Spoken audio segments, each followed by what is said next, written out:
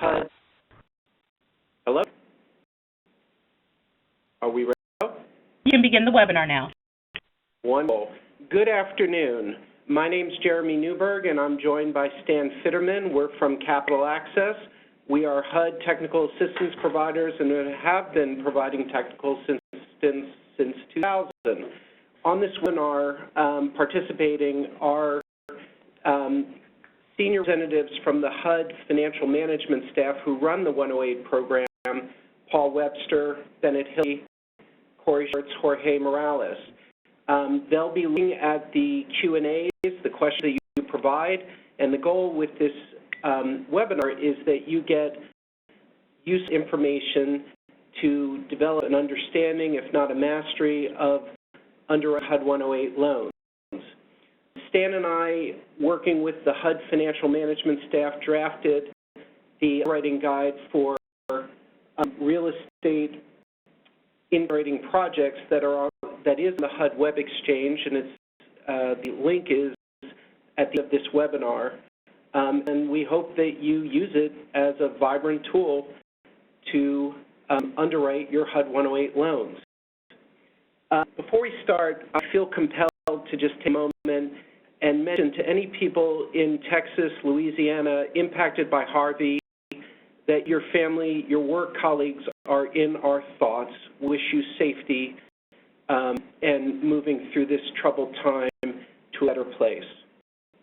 If you are actually successful at CDBG compliance management, we believe you should be able to be successful in developing the skills and capacity to succeed with HUD 108 loan underwriting. Why? Really, it's about managing a series of guided questions and through a checklist of criteria to find the good, to find where there are problems, and to come up with strategies to address them. So in this time together, we are going to look at the 108 Loan Guarantee Program with an overview. We're going to introduce you to the credit underwriting guidelines. We're going to introduce you to underwriting strategies for income-producing real estate projects. We're going to look both at the borrower and the project.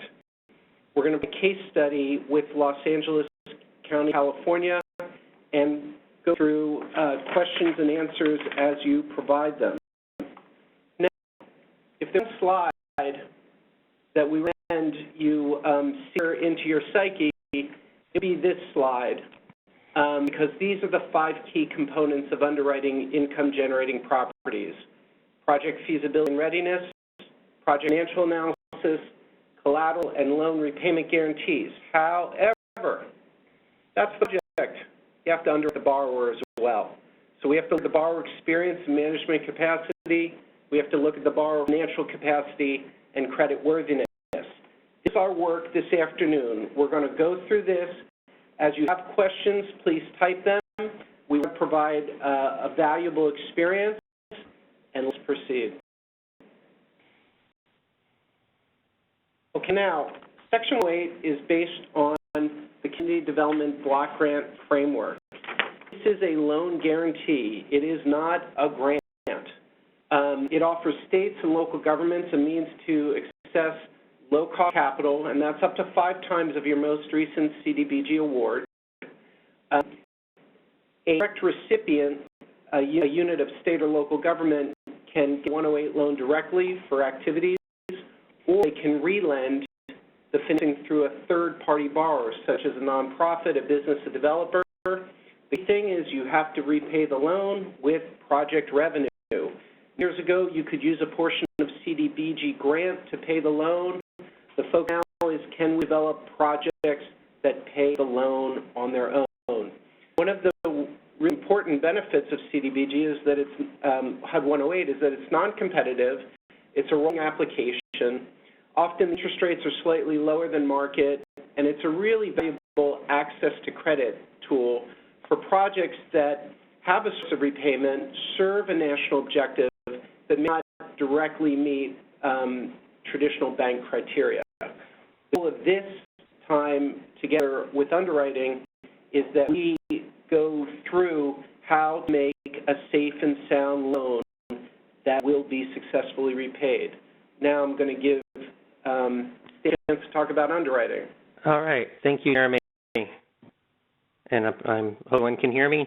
So underwriting, the process of evaluating the risk of providing a financing to a specific borrower for a specific project. What we really want to do here is make sure that the project we are financing is done by an organization that has experience and capacity to do the project, that the project will have significant cash flow to pay us back, and if something goes wrong, the value of the collateral is sufficient for us to get repaid.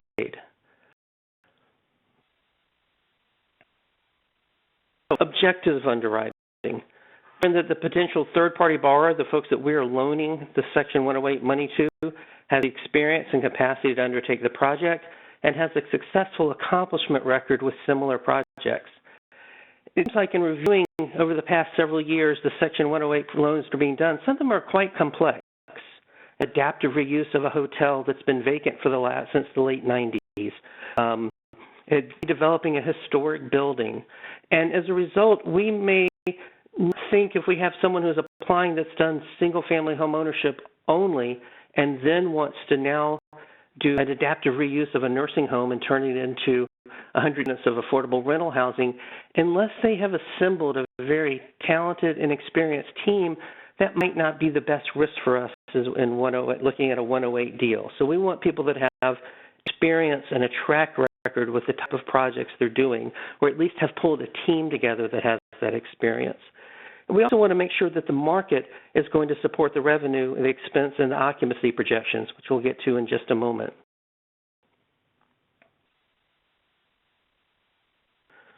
Some objectives of underwriting.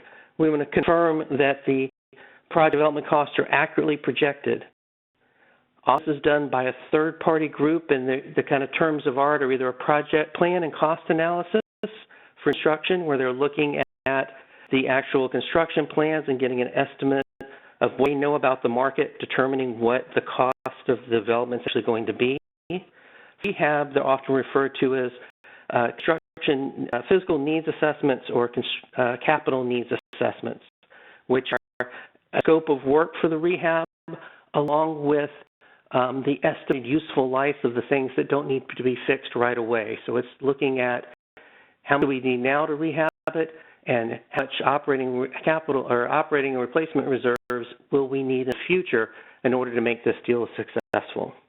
And then finally, we want to look at the value of the collateral and make sure it would be sufficient to cover the loan in case of non-payment, in case of something goes wrong.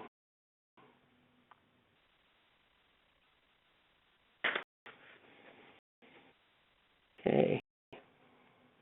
All right, just a reminder here that Section 108 financed economic development projects funded over the past few fiscal years are required to meet the guidelines and criteria in Appendix A up to Part 570.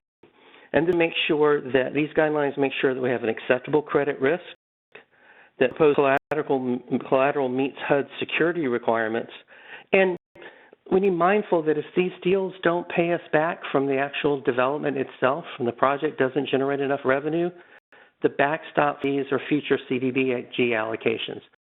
So our goal with underwriting is to do everything we can to make sure this deal will be successful so we don't have to commit a future CDBG revenue to repayment.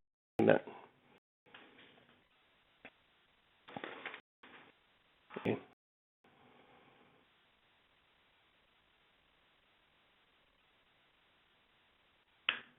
Okay, so let's just kind of go through, give ourselves some context here. Let's go through some of the steps in the Section 108 loan guarantee application to completion process. We're going to screen potential projects for CDBG program eligibility. Does they national objective? They meet public benefit requirements, and they meet the community goals. If they're not an eligible CDBG activity or it's not going to meet a national objective, we'll need to waste our time underwriting because it's going to stop there. So it's based on the CDBG program. Once we get through step one, we will underwrite the project for financial feasibility, which is the reason we're here today, to focus on that. Apply to HUD for a loan guarantee. Renewal from HUD, because of course we're going to write the perfect application. Get the promissory note and contract with HUD. close the loan and disperse the funds, and then we just service the loan. Someone's got to collect the payments every month, and someone's got to do any monitoring and reporting requirements that HUD wants.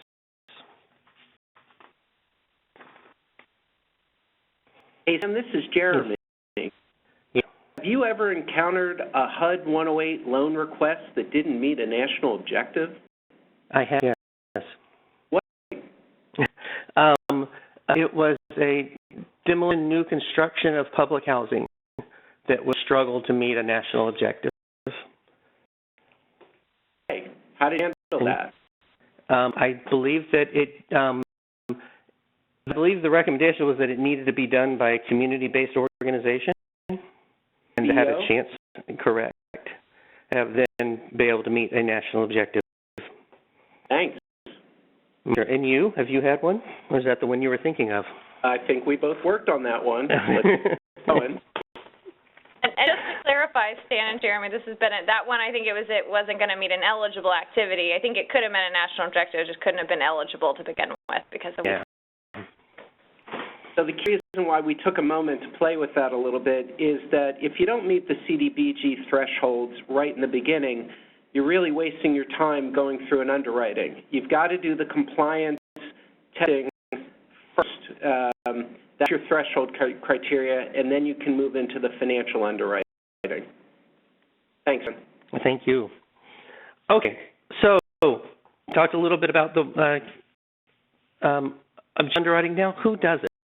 Well, there's been two types of Section 108 borrowers. There have been communities that do have a low volume. They're going to do one project, a small loan fund that's going to be a small number of loans per year, or those that are multiple complex projects or plan to borrow a lot of money and get a lot of money from their loan guarantee from the 108 program and do a number of projects over the years. And there are different approaches to with the how you handle underwriting based on the size of the number of deals you plan to do.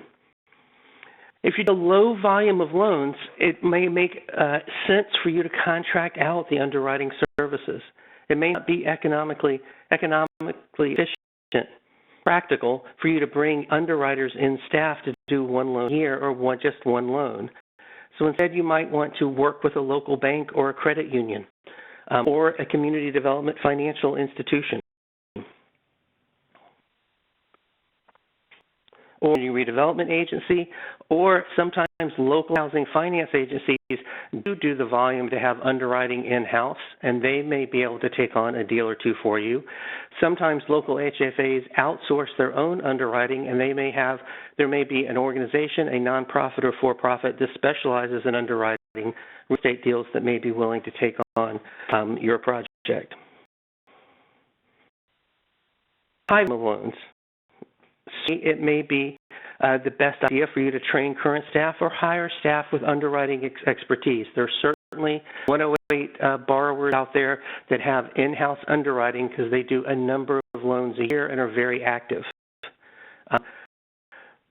Partner with a community development financial institution or another subrecipient to administer the fund. You can also hybrid of these. Some grantees will do the CDBG eligibility and eligible use and national objective and public benefit work in-house and then outsource the remainder of the underwriting. In a couple of minutes, the appraisals and market studies are almost always done by an outside party. And again, as we talked about with the smaller lending volume, sometimes there might be an economic development arm in your city or county or state that can have experience doing underwriting. Or we said a local HFA or a local redevelopment authority may have experience doing types of loans that could underwrite for you.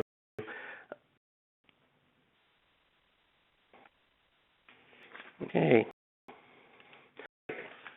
So we talked about the who. Let's talk for a minute about the what. Send the slides advance.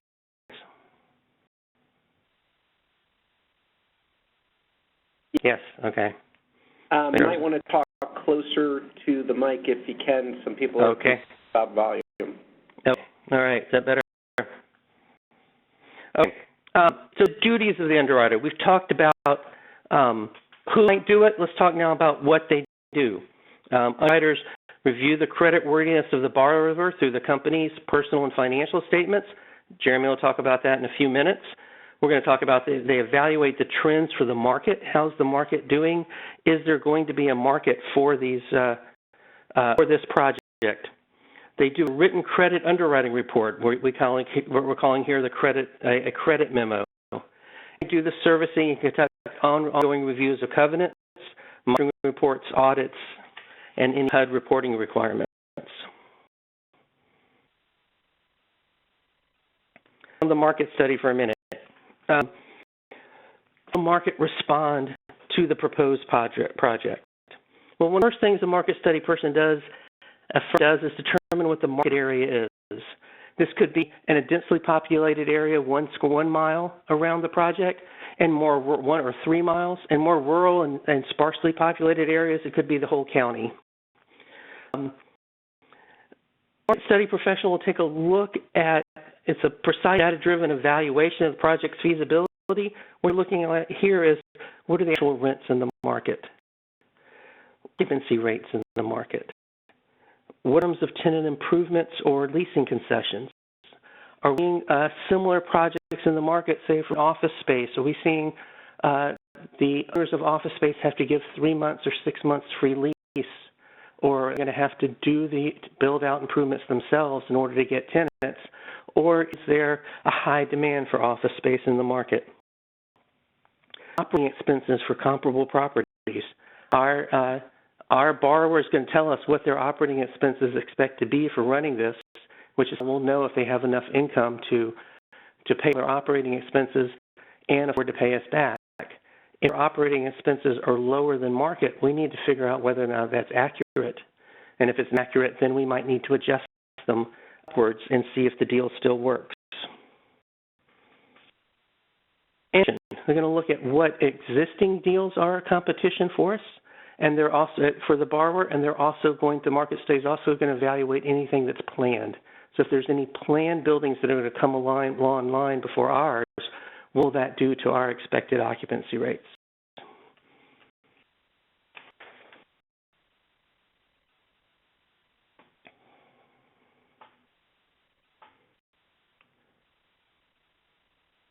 All right, so market area for housing.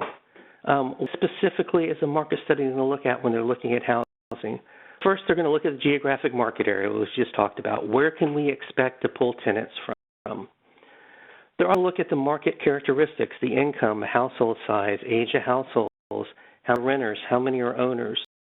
And one of the things that we often forget about sometimes when we're doing housing deals is that we all know that our programs have ceilings. If you make more than 60% of median, you're not going to live in a low-income housing tax credit project, more than likely. You're not in an assisted unit. If you make more than 80%, you're going to be limited, home program limits us to 80% for a home assisted unit. We sometimes forget is there are also floors. If a rent for a housing is going to be $800 a month, we're not going to be able to lease to people who make $1,000 a month. We're likely looking at folks making $1,600 or $1,700 a month, and that is they can afford to spend 45% of their gross monthly income on rent. So what a market study is doing is looking at that band. So if we're looking at $8 a month, they may look at how many renters are there earning between $1,700 and whatever maximum income limit is. Let's say it's $2,400. They will look at the number of renters there and say, are there enough renters in this market area that this development could be filled up quickly? Study folks are also looking at some of our housing stock options are already available. And as we said, can the target market afford the proposed rents or mortgage payments? And if not, what other programs may need to be set up in conjunction with the development? I recently worked with as an underwriting, not for a Section 108 loan, but a small loan fund, where a builder had come to borrow money to do construction of new homes. His price was going to be $225. This was in a urban area. His target market was going to need purchase assistance to be able to afford those. His target market couldn't afford $225. Fortunately, there was a county purchase assistance program that offered sufficient subsidy to be able to borrow from that. So everything was looking good. The challenge was that when we looked deeper into the county's purchase assistance program, their maximum price was only $204,000. He was not going to be able to get subsidy that his potential market needed. Therefore, his deal wasn't going to work as structured. He was going to figure out a way to lower his price or find another market to work in. So those are the types of things with a market study should be picking up for you. The appraisal. Today, and the purpose of underwriting is to do everything we can figure out, evaluate everything we can in order to make sure that a deal is going to be successful. Sometimes, despite our best efforts, there may be things that we couldn't predict, maybe things that happened that we didn't know were going to happen, things beyond our control result in a deal not being able to pay us back. The stop in this case, if a deal fails, is collateral. In real estate lending, it's usually the property. So under an appraisal in the underwriting process, the appraiser is looking at what the value of the property as is, and something goes kaplooey during construction, and what is the market value as completed. So we have an idea if the market value of the property as completed and as stabilized, meaning up and running and leased, if that value is sufficient to cover the investment of the 108 loan.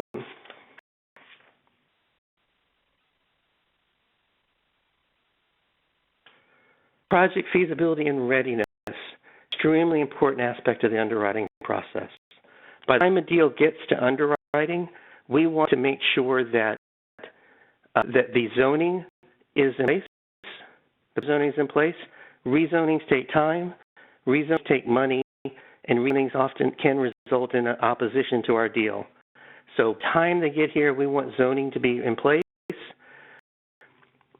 Not have building permits by the time they get to underwriting, but they should be able to get a letter from the city or county or the permit issuing agency saying that except for paying the fees, they are ready to pull permits. Because usually developers will pay for the permits with their first draw of the construction loan. This is the place where usually we'll want to see site plan approval. Site plans are a quick representation of how a deal is going to look on the ground. So it shows the number of parking spaces, it shows the setbacks, it shows where the dumpsters are going to go, and this has to be, in many cases, in real estate development, they have to be done for commercial deals.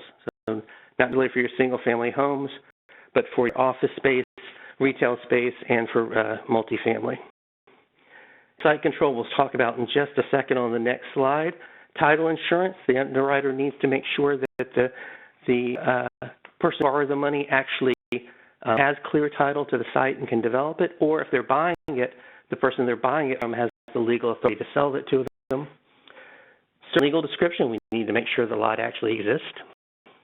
And environmental site assessment, now I want to pause here for a second. In the underwriting process, we're usually talking about a phase one environmental. But because this is CDBG, we will have already done our environmental review at the application stage before we make any choice limiting actions. So environmental assessment here, we're generally talking about phase one, and if necessary, the phase two.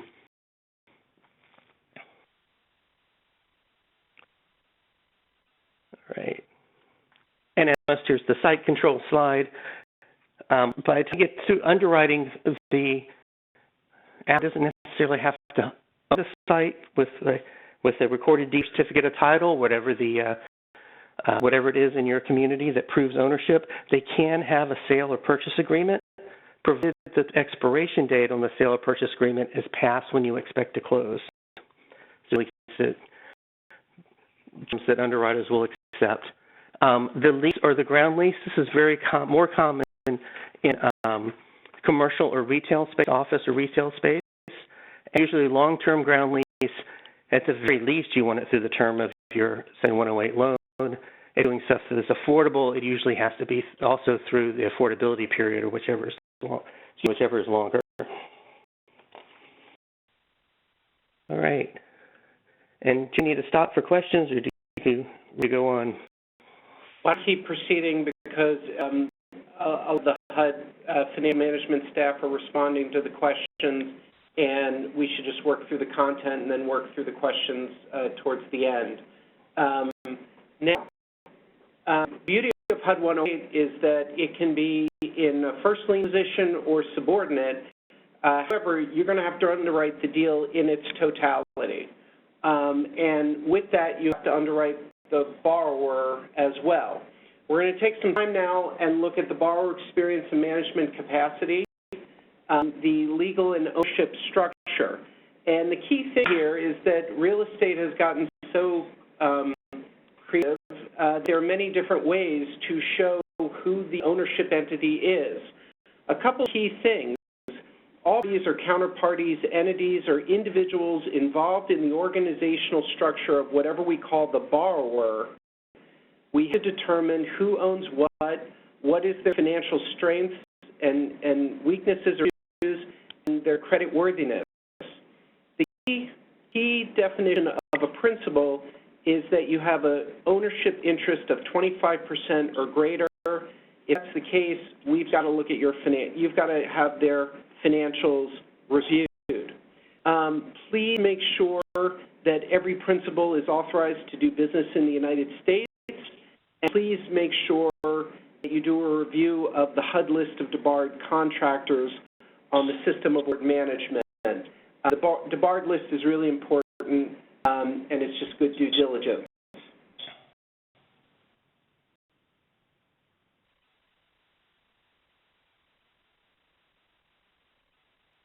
Okay, now, does the borrower have the experience and capacity to successfully implement the project? I recommend that if you don't have a copy of the Section 108 Underwriting Guideline for income-producing projects, you can get off the HUD exchange. If you go to page 16 on the underwriting guide, there's an excellent list of questions that guide the capacity analysis. You're looking for a track record in developing similar projects, a track record of working with public and private partnerships, experience with federal funds. You're looking at management, experience, and capacity. Some of the questions,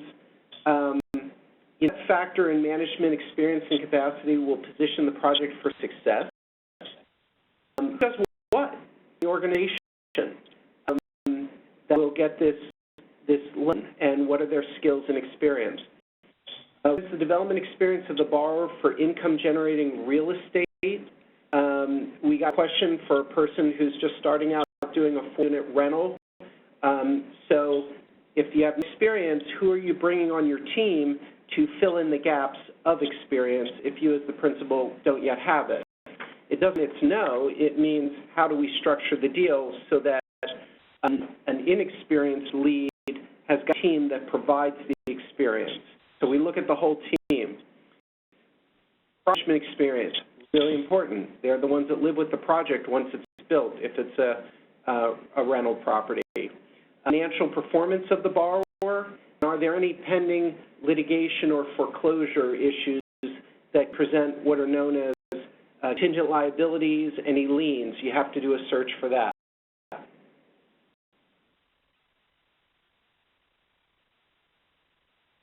Now, how likely is the borrower to repay the loan? Looking at the financial strengths and weaknesses of the borrower in detail. To do that, we have to go through a series of financial documents. Balance sheet, which is assets, liabilities, and getting to a sense of net worth. In an expense statement, which shows the operations over a period of time. Cash flows, which show how funds flow in and out of the project. Real estate holdings, really important. What other properties does the borrower have? How well are they performing? And bank statements and tax returns are a way to verify what's in the financial statements and cross-reference, and then overall credit worthiness. So we're going to go into this now in a little bit more detail. Remember, as you go through these documents, don't be intimidated. You're dig deep because your job is to tell an accurate story of the financial strengths and weaknesses of the borrower. And so this is how you gather the information to tell the story. The balance sheet is a snapshot of a borrower's financial position at a specific point in time. The view of the balance sheet is it's going to show what the borrower owns and what the borrower owes. That's less liabilities equal net. And for the nonprofit, that would be fund balance. So you want to look at cash on hand. You want to look at accounts receivable. And accounts receivable is viewed as a current asset because the idea is that you're going to be paid within a reasonable period of time. If it's 30 days or less, the period of time starts to become unreasonable, unpleasant, if not painful. If there are notes in the financial statements that say the receivable is 15 months old, you have to start wondering whether or not it's going to get paid. And it's real estate holdings, which is a long-term asset. Liabilities, accounts payable, typically these are the things that you're going to pay within a reasonable period of time. An accrued liability is where you may have had an operating expense, but you're having trouble paying it, and it might go more than 90 days. What's the plan to pay it? A payable, it's a loan, and then, of course, taxes.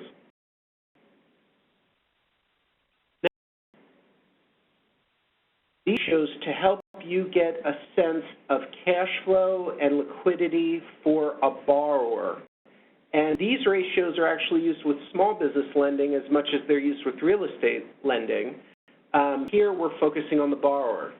So the first is working capital. Working capital is current assets less current liabilities. It should be a positive. If it's a negative, you got problems. You don't have working capital. Ratio, current assets divided by current liabilities should always be greater than 1. Debt equity ratio, that's your total liabilities divided by your equity, should always be greater than 1. You may say, well, what's an acceptable debt to equity ratio? Should it be 1.2, 1.25, 1.5? Depends on the business, on the entity. The closer it gets to 1, the more concerned you should be, and you'd be looking at the overall financial picture of the borrower. And what you want to do is if you find an issue with some of the ratios where they start to become low and of concern, call the borrower, engage them in a dialogue. You're doing a kind of forensics here where you're trying to say, look, I see something, it appears to be a discrepancy, can you walk me through this? How to write this up for my credit memo, sell this to my credit committee, and teach the borrower to clarify so that you can accurately tell the story. Now we move on to income and expense statement. Does the borrower have a track record of generating sufficient and steady income to meet its financial obligations? Income typically revenue from the business activities, any interest from the assets that you have that are invested, less operating expenses. Depreciation is a function of accrual accounting, and you need to be clear that when you get your financial statements are looking at accounting or accrual, and then your taxes.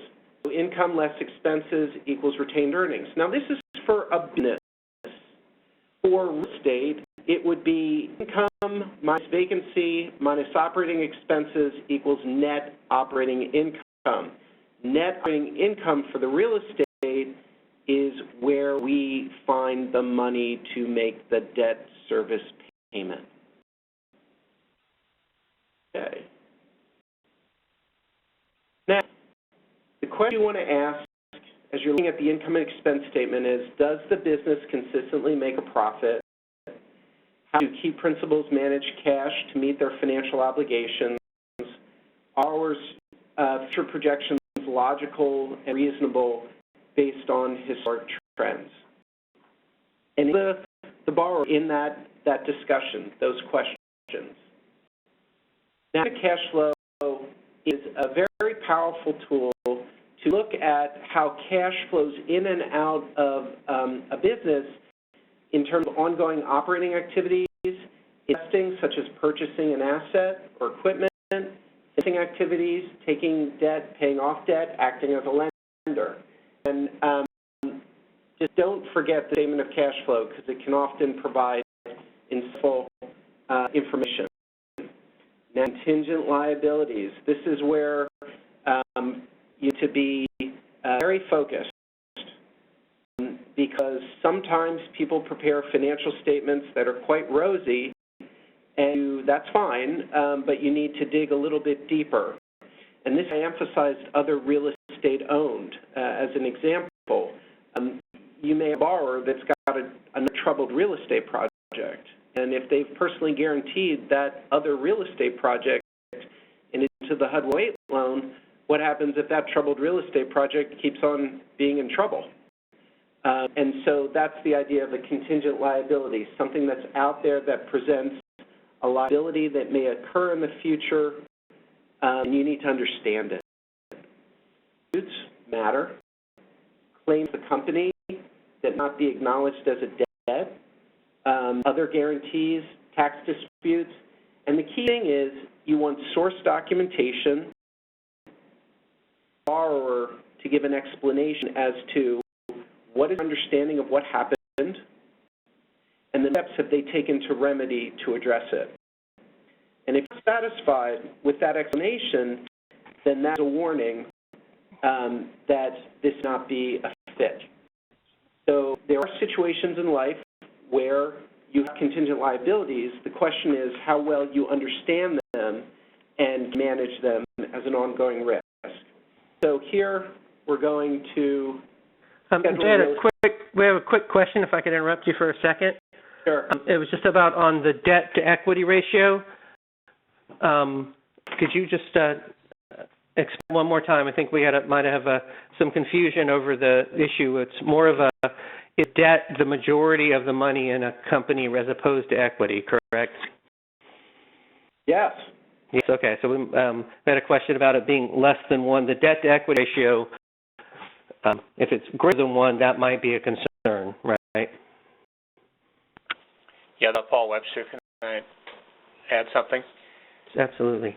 The debt-equity ratio just is maybe an indication of how much equity the business has relative to the debt, what kind of cushion it has to absorb losses.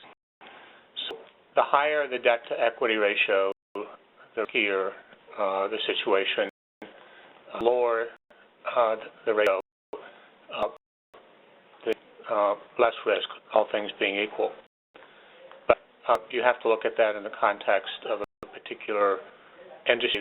There are standards that apply to certain industries, and in some cases, the debt-to-equity ratio for one business would not higher than wouldn't be a problem, but it is still something that should be reviewed by the underwriter, because if the ratio is extremely high, then that indicates a potential problem and risk.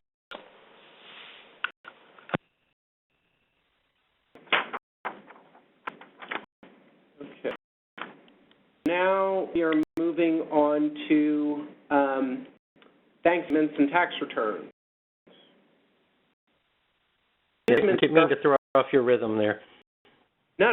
Do the documents verify the numbers in the financial statements? The key thing is if the financial statements show $5,000 in cash, make sure you get bank statements where balances total $500,000. If not, you need to ask what's up. And then information on tax returns is often a good way to verify information on financial statements. Now, sometimes there's a difference with accountants and general journal entries.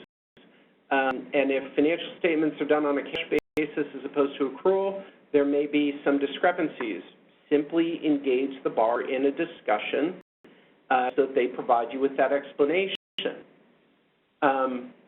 We often encourage recipients that are running 108 programs to form their own 108 loan committee that review the credit memo, ask questions, and provide advice to the recipient lender.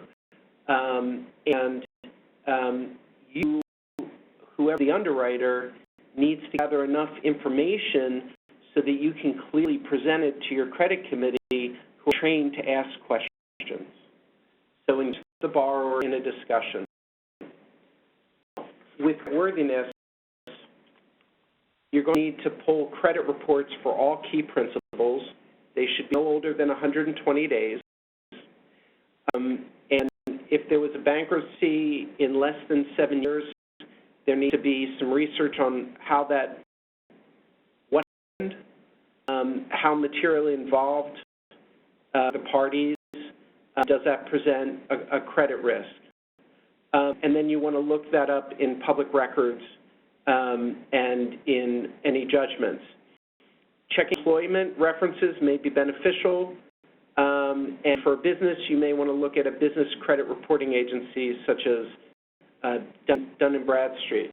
But you should be pulling credit reports for all principals, and if you see a lot of problems in the credit report, late payments, charge-offs, that is a sign where there could be issues that this borrower has difficulty meeting their financial obligations.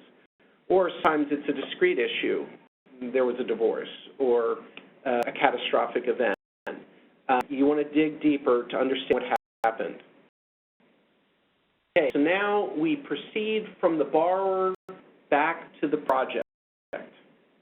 And with this, you have makings of what is known as a project development and operating pro forma.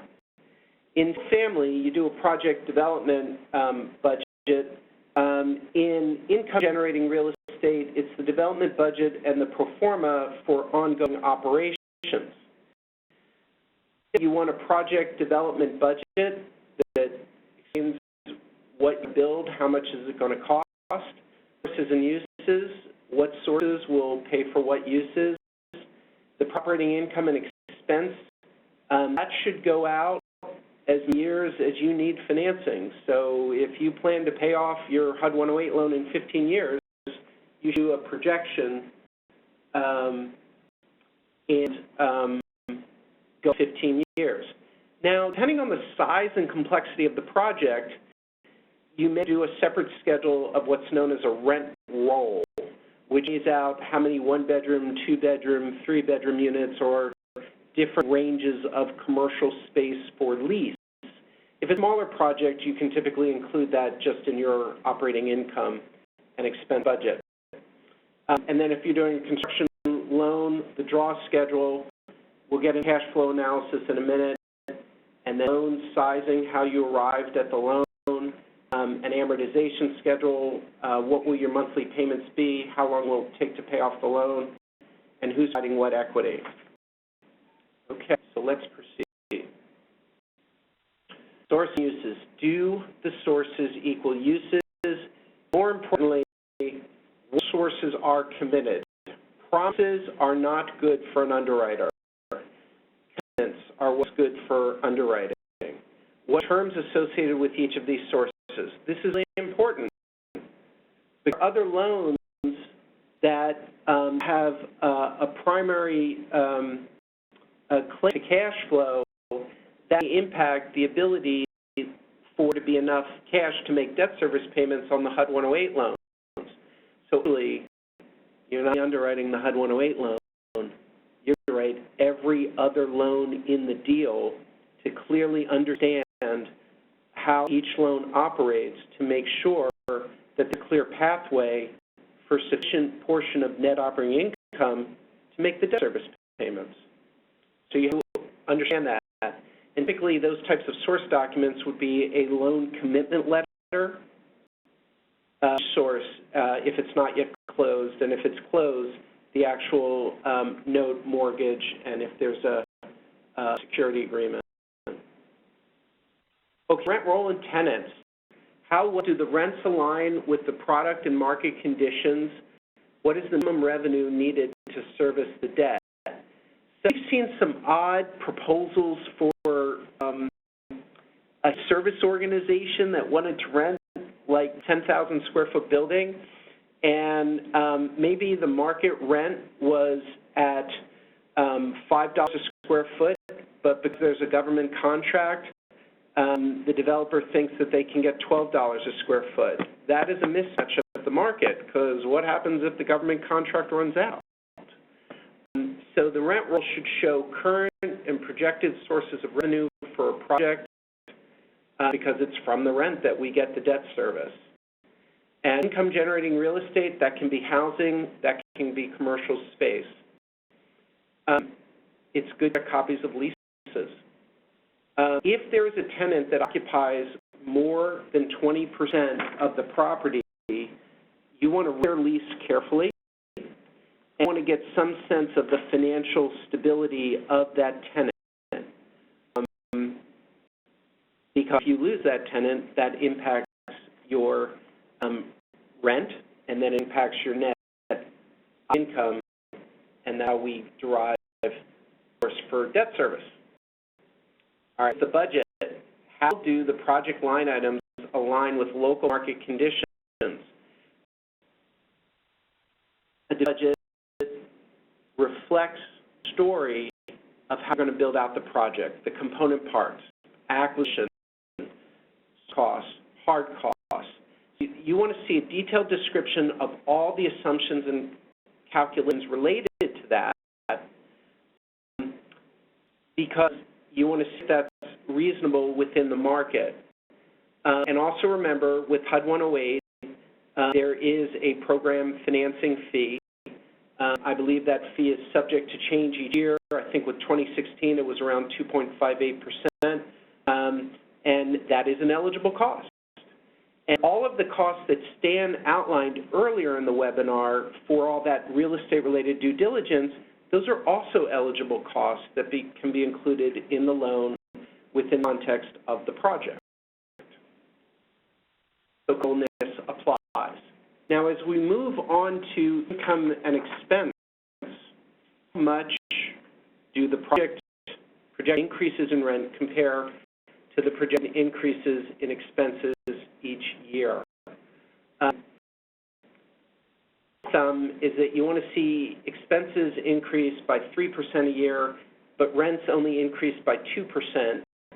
Because see, at what point do you reach negative net income? Hopefully up to year 25. But if it happens in year 6 and you have a 15-year loan, you have a problem. You're going to have to look at the nature of your income and the nature of your expenses. So what we're looking for is that the project sustains a comfortable debt service coverage ratio over the term of the loan.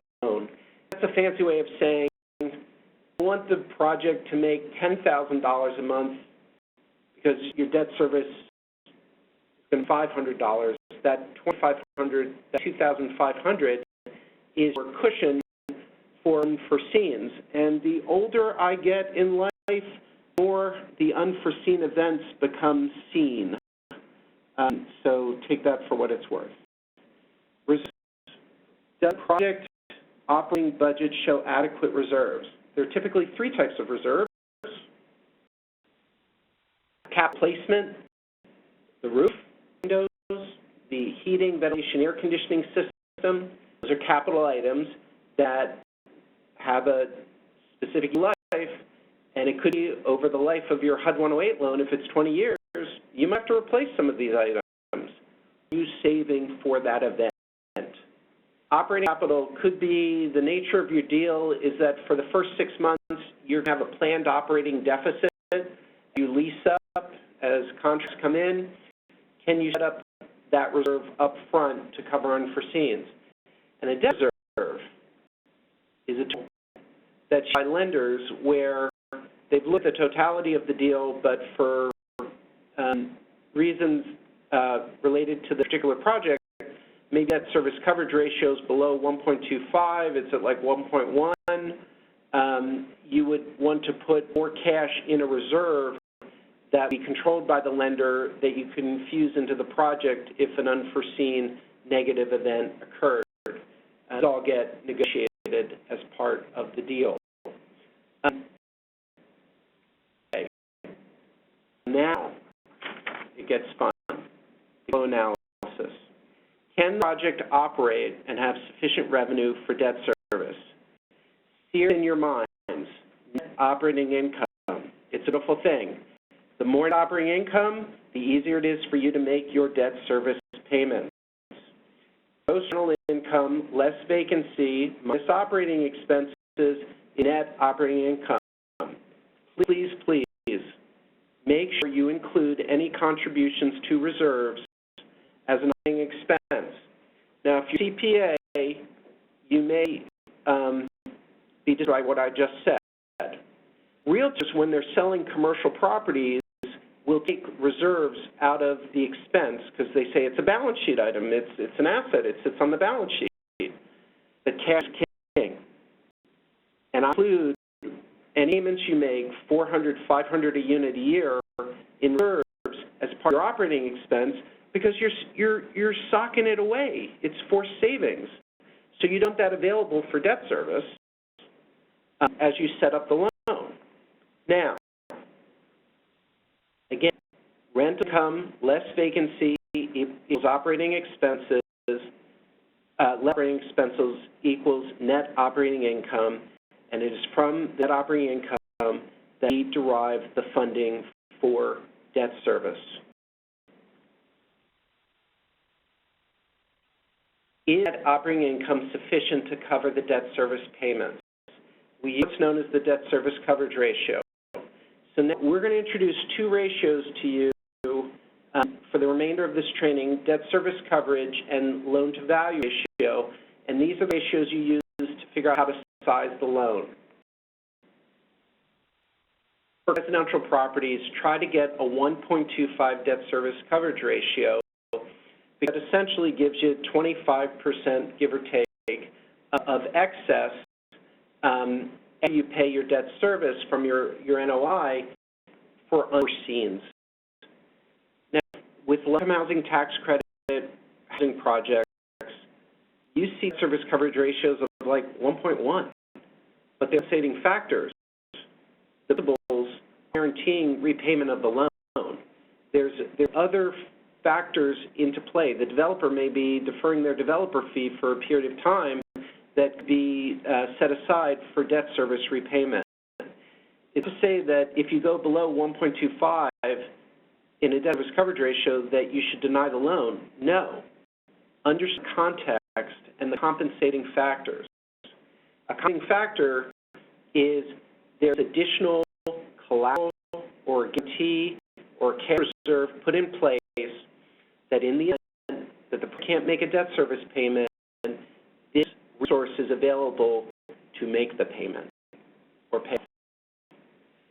Take net operating income and you divide it by your debt service payment, and that gets you the debt service coverage ratio. I'll give you an example. The borrower wants to borrow $. The borrower wants to pay it off in 20 years with a 5% interest rate. The principal and interest payment is $6,600 a month. With your project, the net income has $10,000 a month. So $10,000 divided by $6,600 is a 1.5 debt service coverage ratio. Wonderful, wonderful, wonderful. If the net operating income is not $10,000, but it's $7,500. 7,500 divided by 6,600, 1.3. Oh, dearie dear. It's below 1.25. The deal starts to get thin. Do you know? Maybe, or maybe a little deeper and see if there's some compensating factors in the deal. Maybe in a year, there's going to be a change of tenants in commercial space, and based on your market study, because it's old lease, you're going to get a higher rent. What are the pieces in that puzzle that bring it all together? Now we move on to loan sizing. Jeremy, we had a couple of quick questions. Good. On the reserve accounts, like capital reserves, who holds those? Do we allow the borrower to hold those in their name, or is there another way that those are structured? That is typically part of the negotiation. Most lenders would prefer to have a shared account where the lender has to approve a release of any funds in those reserves. Some of it's negotiated. Often with a debt service reserve, the lender controls it, but with a capital replacement reserve, to be a covenant where the borrower has access to the capital replacement reserve, but every year has to show that they've been making the contributions, show the separate account with the balance, very similar to showing evidence that you've paid your real estate taxes and your insurance. So debt reserves are typically restricted, and capital and operating reserves can be restricted. They can also be negotiated based on how much risk the lender wants to take. How's that sound? That's good. We had another one that I wanted to jump in on, and that was when we forecast income increasing at 2% and expenses at 3%, the NOI sometimes will go negative after 10 to 15 years. How do you underwrite those sort of projects, and are those assumptions reasonable? One thing that I wanted to point out is that the income, in order to be able to have a 1.2 or a 1.25 debt coverage ratio, is going to be greater than expenses, obviously. And usually 2% of income is a bigger number than 3% of the expenses. So a deal that is relative, that has, that's well capitalized, the not go negative, because 2% of the income is a bigger number than 3% of expenses. In small deals and in thin deals where there's not much room between income and expenses, then yes, that can be a problem. Go out year 8, year 9, year 10, where the deal starts to go negative. Yes. I fear we're getting so technical that someone might want to criticize us as a grump noodle. I fear it, Stan. It's a technical term? On the public benefit deals. Why are you underwriting this so hard? We're trying to do public benefit work here. What's going on, Stan? I don't want to lose my future year CDBG money. I don't want Paul or Bennett to yell at me when I send them a deal that doesn't cash flow. Okay. Saying is you have to be rigorous to take a safe and sound community investment. I think so, yes. And this has been it. We see that you have some deals that are higher risk and others that are lower risk.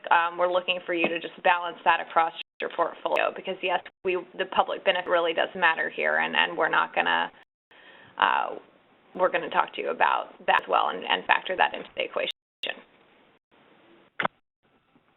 Now we get to loan sizing. How do you determine the appropriate size of the loan? Think of loan-to-value ratio and the debt service coverage ratio as bookends. And the value ratio is based on the appraised value of the real estate. Now, if you're doing improvements to the real estate, it would be the as-improved value. Coverage ratio determines the maximum amount available for debt service. You then take that debt service amount with the repayment term and the interest rate, and you can get to the loan amount. A little bit deeper on that.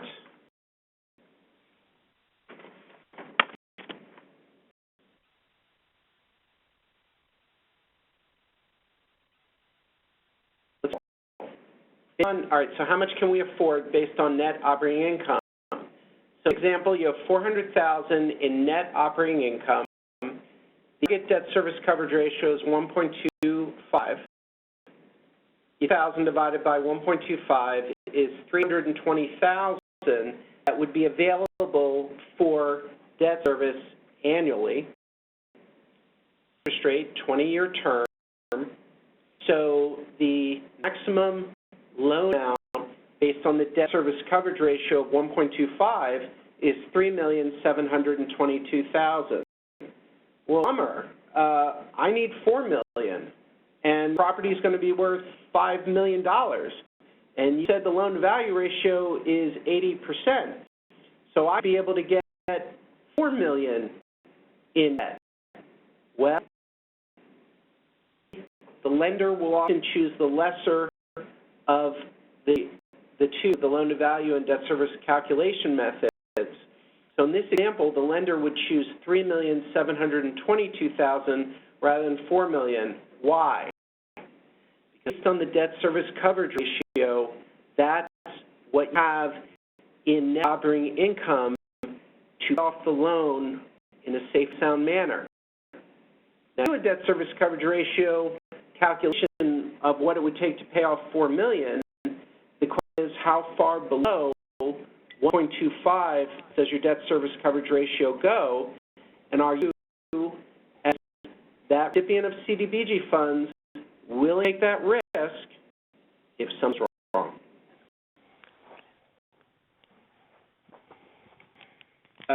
This is you, right, Stan?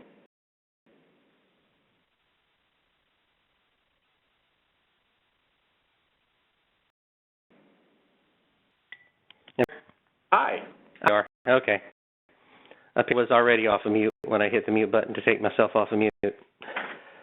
So everything we have been talking about is ways to make sure that we don't need to make a call on our collateral, but sometimes deals do not behave the way we think. Our backstop for that, as we've discussed, is our collateral. So how do we secure our loan? In real estate deals, it is a lien on the real property. The 108 program is providing all or a majority of the financing for the deal. We might be in first position. As is often the case, we are a small portion with Section 108. We might be in a subordinate loan position. We talked about that there can be a debt service reserve account. We've actually seen one recently on a deal we're working on where the funds will be put into, the collateral funds that are being collected from a ground lease are going to be put into a debt reserve account that in case something goes wrong, that funds are there to start making the payments. Section 108 lenders, the grantees, the CDBG grantees often require personal or corporate guarantees. And when they do so, they also underwrite whoever's providing the guarantee to make sure they legitimately can provide repayment or start making the payments themselves if the deal starts to get in a position where it cannot cover its debt service.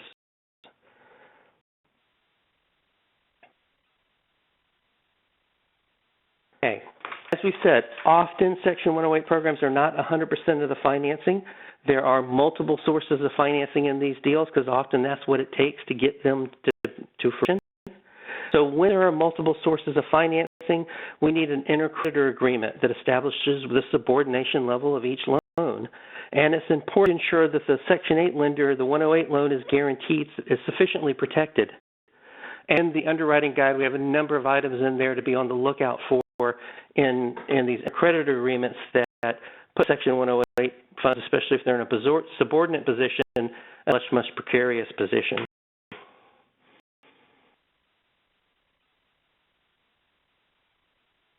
Memo, my favorite part. This is the narrative. This is what ties everything together. This is what takes all those pieces we've been talking about for the past hour or so and puts them into a comprehensive, easy-to-read narrative format. Gives us a project summary, affirms that the project meets CDBG eligible activities and national objective and other requirements. It discusses the borrower's credit and management capacity. It also has a review of third-party reports. In my experience, the third-party reports are always included with the underwriting report. So it has a copy of the market study, the appraisal, the one or if required phase 2 environmental, a summary of the property management company and their experience in doing like deals. And all these deals have risk, but they also have mitigating factors. So it outlines the risk that something could go wrong and what are the mitigating factors we have identified that we think mean the deal will be successful. And finally, we've got the recommended loan terms. Guarantee required, if so, for how long, what's going to be the interest rate, what's going to be the term of the loan, what's going to be the collateral for the loan, and conditions under which the loans will be made. You can find an outline, a sample outline of the credit memo on page 39 of the underwriting guide. And one of the things to consider with the credit memo, the reason why it's such a useful tool is once a loan is approved either internally or through a credit committee structure and there's sign-off, the information in the credit memo can be used to populate your loan settlement documents with terms and conditions. So it's a very important exercise that you hold yourself to the discipline of drafting a credit memo. In addition, if you're monitored, it's a wonderful way to show how you did the analysis of your project. There's multiple benefits to abiding by the discipline of a credit memo. Thanks. And thing I also wanted to mention at the credit memo stage is that many communities, many Section 108 borrowers have a loan committee. The CDBG grantees have set up a loan committee that will look at the credit memo, ask questions, ask pointed questions. If you are the one presenting the credit memo, one can go as far to say they ask annoying questions, but they are trying to make sure that the loan is as you've presented it, and if they see anything that might be higher risk or something you should pursue a little further, they'll bring it to your attention. But many communities have a credit loan committee or credit committee. It can be totally in-house. So a large community that does a lot of these loans, you might have the folks in-house that are going to be your loan committee. Sometimes people look outside their own organization and perhaps will bring in someone from an economic development lender, or sometimes often bring in a couple of bankers or someone from a CDFI with experience in underwriting.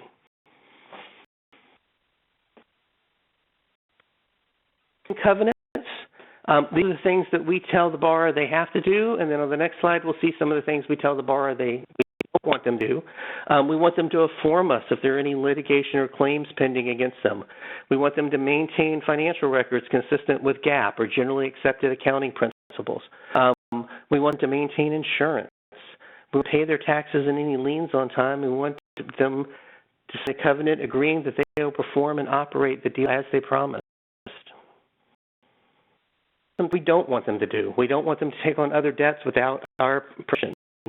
We don't want them to stop operations because that would threaten our ability to get repaid. And we don't want them to make any guarantees that could obligate the business that side of loans that could result in less cash available to pay back our Section 108 loan.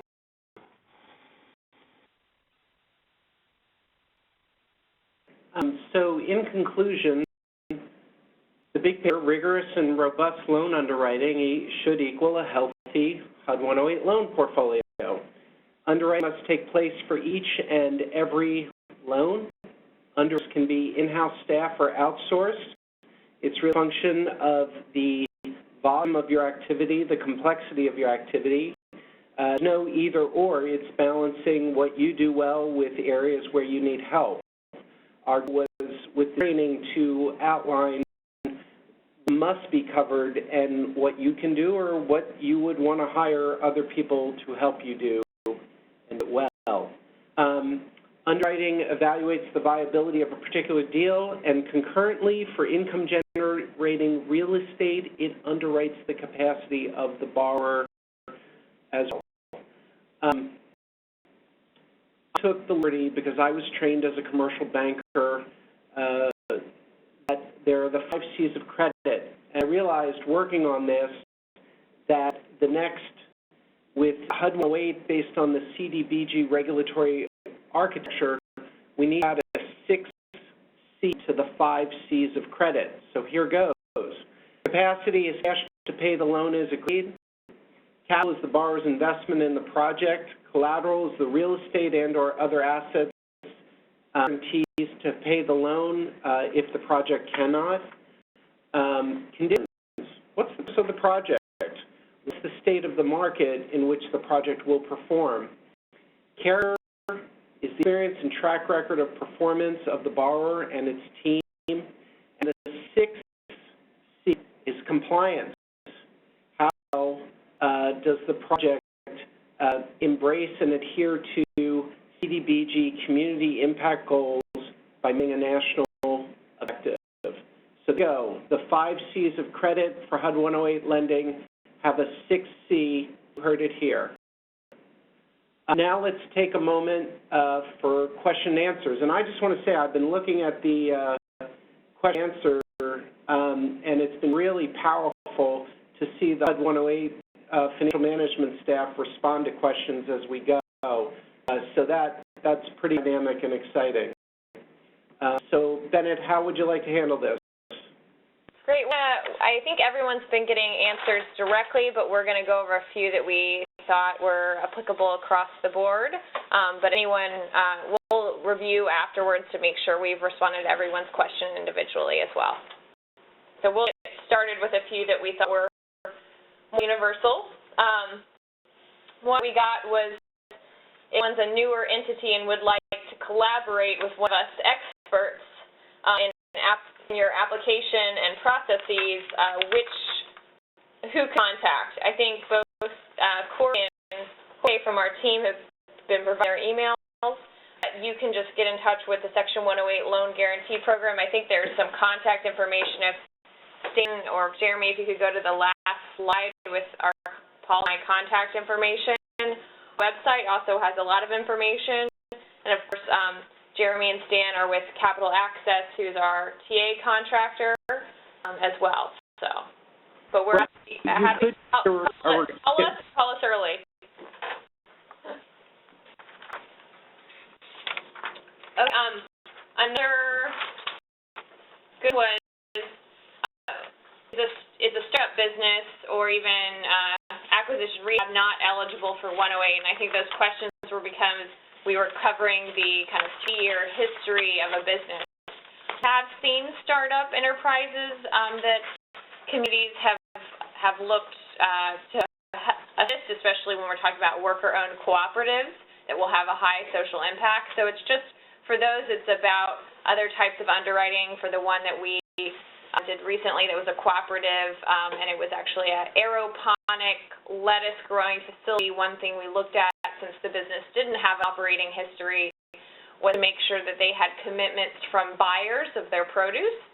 That's one example, but startups can be done, but it, of course, takes very thorough underwriting in terms of the startup. Yeah, this is Paul Webster. Let me just add to this. Mention that what we're talking about today is underwriting income-producing real estate projects. We'll also be providing guidelines and conducting a webinar for normal business underwriting. And sometimes, the startups, you're talking about an ongoing business or something that will be an ongoing business, and we would normally underwrite that, and that as more of a business loan rather than a real estate income-producing real estate project. So, but to reiterate what Bennett said, the product that we see run from normal in vanilla kinds of real estate deals to very unique deals, and any project be financed under Section 108 as long as it meets our criteria. And we look at the loan to a community that we guarantee whether that loan is adequately secured or not. And sometimes that requires some extra credit enhancements beyond just the project itself. Okay. To go into, we also saw a number of housing questions come in, especially new construction of housing. I'm sure some of our responses. New construction of housing is much more limited under both CDBG and Section 108. This is most, I think, because there are other programs at HUD, including HOME, that help finance new construction housing. But it can be done. It can be done through an entity which is a CBDO, the Community-Based Development Organization, and it's a designation. So they can do, in specific scenarios, new construction housing. Usually, I know many cities are facing, especially affordable housing crisis, or needing more on. So one thing I often see is new housing, but it's created through the rehabilitation of another type of building. So therefore, you're doing rehabilitation in order to deliver the housing. But it can be used for housing, especially when you're talking about rehab for either single family or multifamily.